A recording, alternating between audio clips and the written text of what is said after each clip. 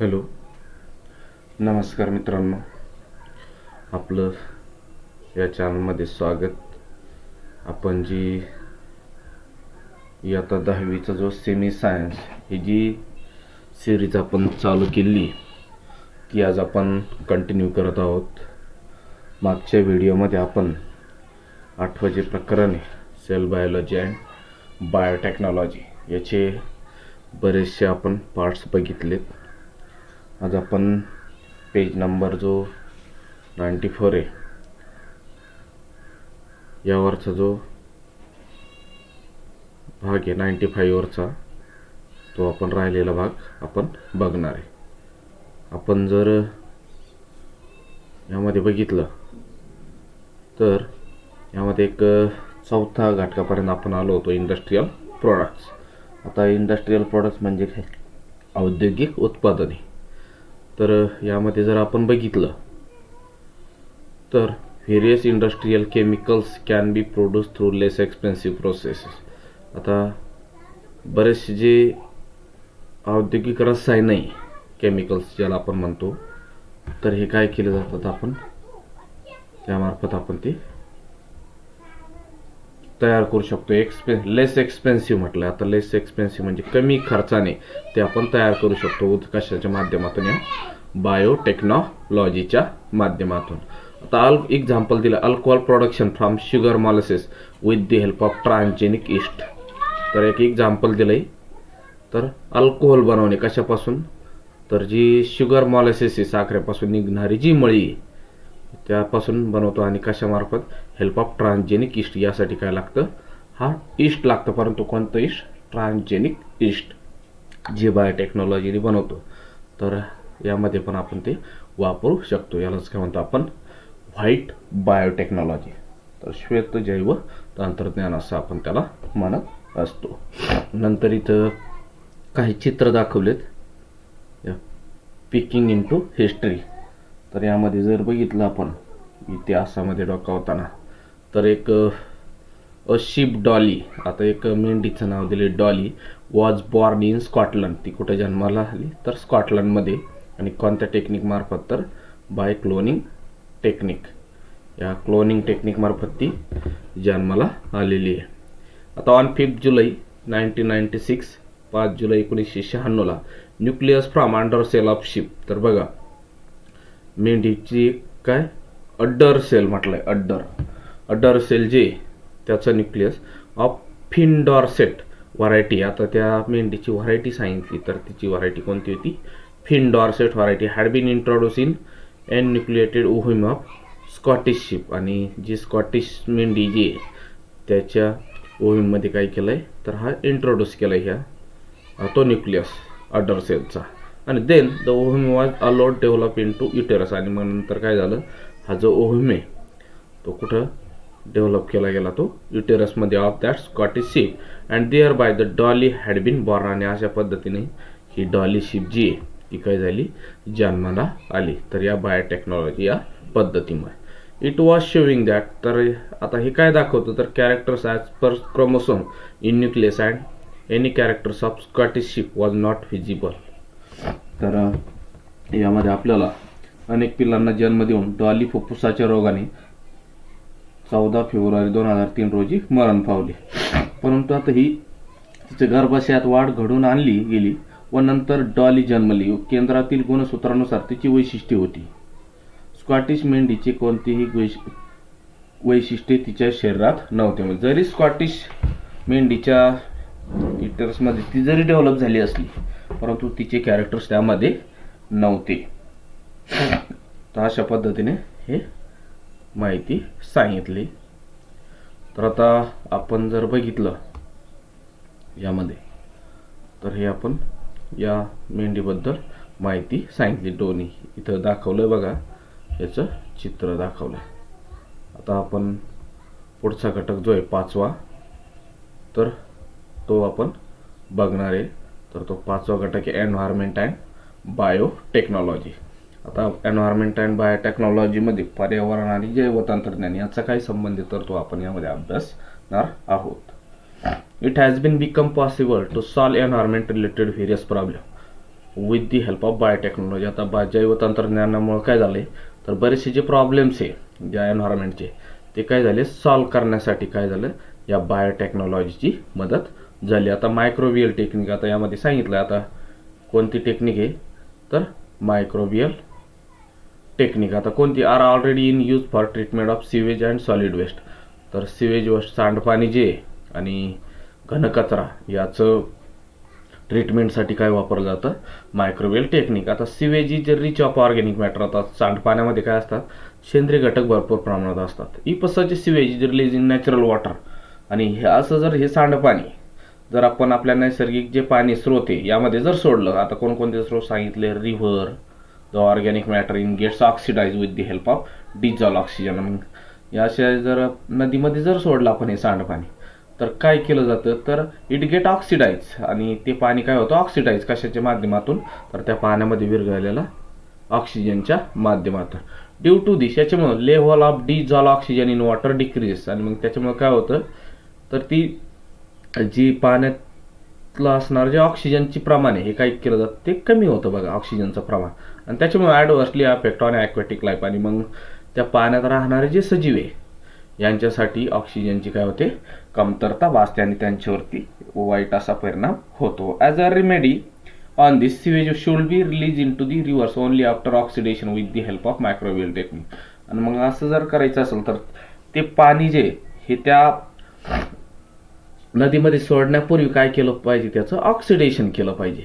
Oxidation आणि ते कशाच्या माध्यमातून तर त्या मायक्रोबियल टेक्निकच्या माध्यमातून.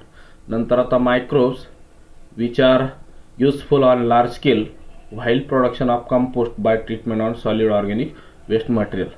तर मायक्रोब्स जे ते घनकचरा जो आहे यापासून कंपोस्ट बनवण्यासाठी पण हे मायक्रोब्स वापरले जातात. नंतर दुसरा जो सांगितलाय तो bioremediation, biopesticides, biofertiliser, biosensors are etcetera are some new concept in biotechnological methods. तर जसं हा कंपोस्ट बनवण्यासाठी वापरतो तसेच आता या बायोटेक्नॉलॉजी मार्फत तर काय जे जैव कीटकनाशके जैव खते नंतर जैव संवेदके तर हे बनवण्यासाठी पण बायोटेक्नॉलॉजीचा उपयोग होतोय. तर अशा पद्धतीने एन्व्हायरमेंटमध्ये ते आपण वापरू शकतो. तर मग आता बघू आता पुढचा जो घटक आहे तर बायोरेमिडिएशन मीन्स. आता बायोरेमिडिएशन जे तर यामध्ये काय जैव उपाययोजना ज्याला म्हणतो आपण जैव उपाययोजना. तर हा घटक आपण बघणार आहे. तर यामध्ये बघा आता bioremediation means either absorption or destruction of toxic chemicals and harmful pollutants with the help of plants and micro organism. आता काय केलं जातं बघा बायोरेमिडिएशन. जर तुम्हाला एक मार्काला जर व्याख्या आली या what is the bioremediation or define तर याचा अर्थ काय तर ॲब्सॉर्प्शन केलं जातं शोषलं जातं किंवा ते नष्ट केले जातात. काय तर टॉक्सिक केमिकल म्हटलंय. आता टॉक्सिक केमिकल कोणते तर इथं दाखवले बघा हे टॉक्सिक केमिकल्स आणि हार्मफुल पोल्युटन्स आणि जे अपायकारक जे प्रदूषक आहे याचं काय करणे त्याला नष्ट करणे किंवा त्याचं शोषून घेणे आणि कशाच्या सहाय्याने with the help of plants and micro organism. एक तर वनस्पती मार्फत किंवा सूक्ष्मजीवामार्फत त्याला काय करणे नष्ट करणे किंवा शोषणे यालाच काय म्हणतो आपण बायो रेमिडिएशन असं म्हणतो. एक मार्काला ती व्याख्या येईल. ठीक आहे एक मार्काला ती येऊ शकते तर ती व्यवस्थित करून घ्या. If plants are use for this purpose it is called as phytoremediation. आणि जर अशा या प्रोसेससाठी जर प्लांट जर वापरत असं आपण तर याला काय म्हणायचे फायटो रेमिडिएशन. लक्षात ठेवा फायटो म्हणजे काय प्लांट आणि ते प्लांट काय तर हे जे केमिकल घटक आहे जे टॉक्सिक केमिकल याने हार्मफुल पोल्युटन्स आहे याचं डिस्ट्रक्शन करण्यासाठी किंवा त्याचं ॲब्सॉर्प्शन करण्यासाठी जर प्लांट आपण वापरत असलो वनस्पती तर त्याला काय म्हणायचं फायटो रेमिडिएशन. आता sub example of bioremediations are as follow. आता कोणकोणते बघा पुढं बायो रेमिडिएशन्स कोणकोणते वापरले जातात. आता यामध्ये पहिलं अतिशय महत्त्वाचा टॉपिक आहे यावर बरेच वेळेस प्रश्न विचारला आहे. तर this Pseudomonas bacteria are useful for cleaning the hydrocarbons and oil pollution from soil and water. बघा कोणता घटक वापरला जातो तर हा नाव पाठ करून घ्या. स्युडोमोनास हा जो जीवाणू आहे स्युडोमोनास, तर हा वापरला जातो कशासाठी? क्लिनिंग कशाचं क्लिनिंग करण्यासाठी, स्वच्छ करण्यासाठी. हायड्रोकार्बन आणि ऑइल पोल्युटर्स कशामधले? मातीमधले आणि पाण्यामधले जे हायड्रोकार्बन्स आहे हे आणि ऑइल पोल्युटन्स हे स्वच्छ करण्यासाठी आपण स्युडोमोनास हा बॅक्टेरिया वापरतो. हा पहिला. नंतर दुसरं फर्म टेरिस बघा, fern Pteris vittata can absorb the arsenic from the soil. तर हा जो आहे फर्म टेरिस विटाटा, तर कॅन ॲब्सॉर्ब दी आर्सेनिक, तो काय करतो? मातीमधलं जे आर्सेनिक आहे तो काय करतो? तो ॲब्सॉर्प्शन घेत असतो हा फर्म टेरिस. नंतर तिसरं genetically modified variety of Indian mustard.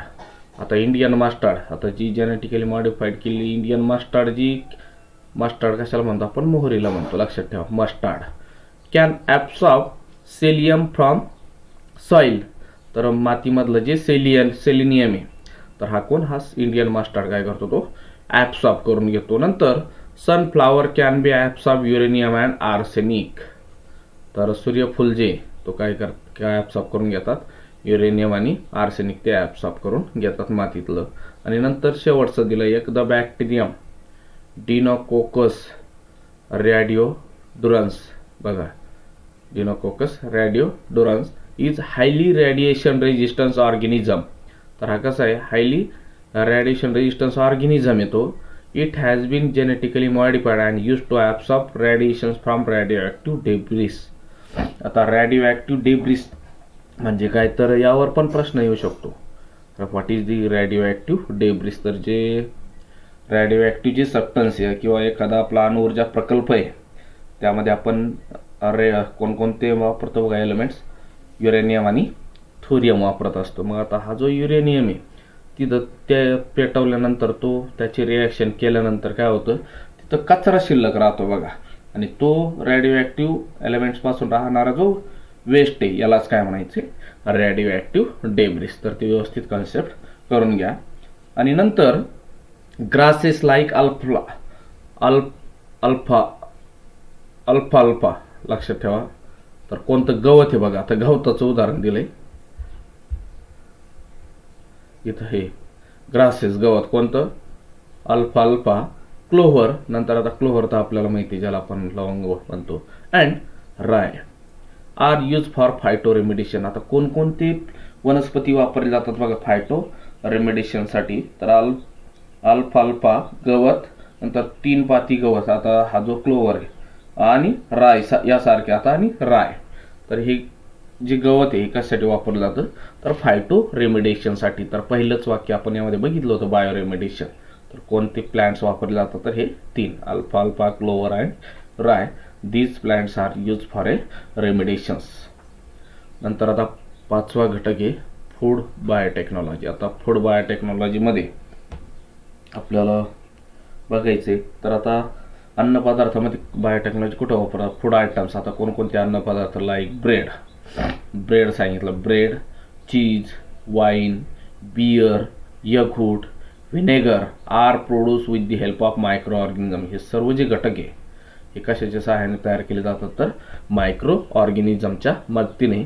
These food items are probably the oldest one produce with the help of biotechnology. आणि जुन्या काळापासूनच हे जे पदार्थ आहे हे काय करतो आपण?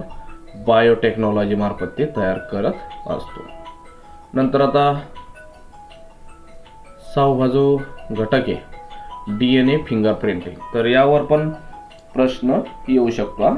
DNA फिंगरप्रिंटिंग, तर तो आपल्याला बघायचा आहे. आता यामध्ये DNA फिंगरप्रिंटिंग आता अतिशय महत्त्वाचा घटक आहे बघा. फिंगरप्रिंटिंग तुम्ही ऐकलं असेल, एक स्पेशल डिपार्टमेंट असतं बघा पोलिसांचं फिंगरप्रिंट मॅच करणार.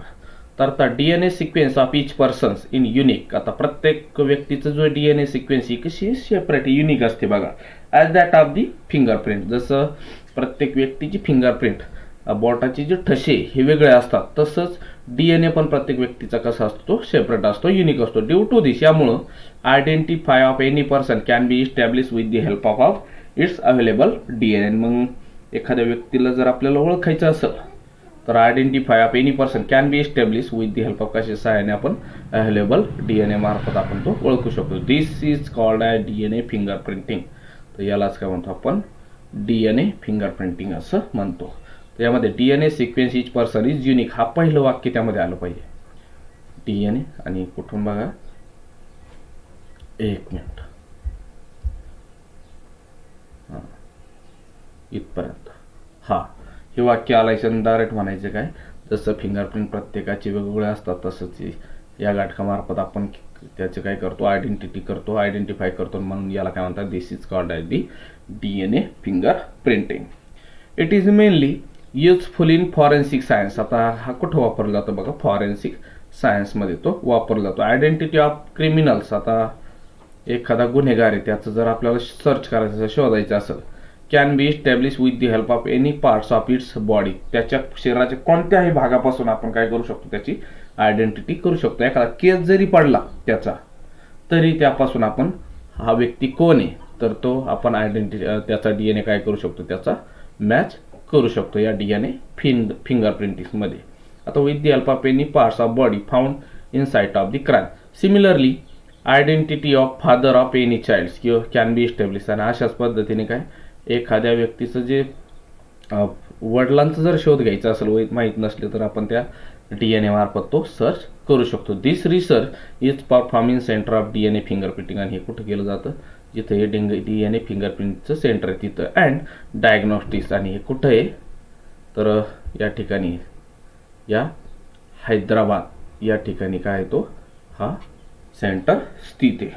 आता क्लिनिंग ऑफ ऑइल स्पिलेज यावर प्रश्न आलेला आहे.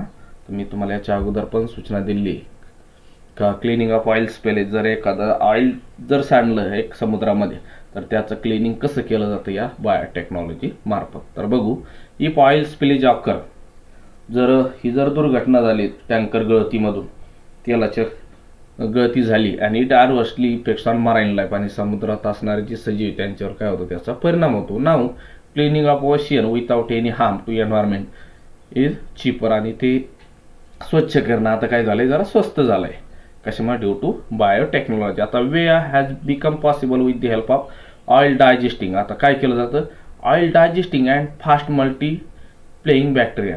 तर ते काय केलं जातात ऑइल डायजेस्टिंग आणि फास्ट मल्टीप्लेइंग बॅक्टेरिया त्यामध्ये केलं. तेलजन्य पदार्थ वा पचविणारे जीवाणू. आता तेल खाणारे जीवाणू असतात बघा अत्यंत स्वस्त दरात पर्यावरणाला बाधा न होऊ देता समुद्राची स्वच्छता करणं काय झालंय आता शक्य झालंय.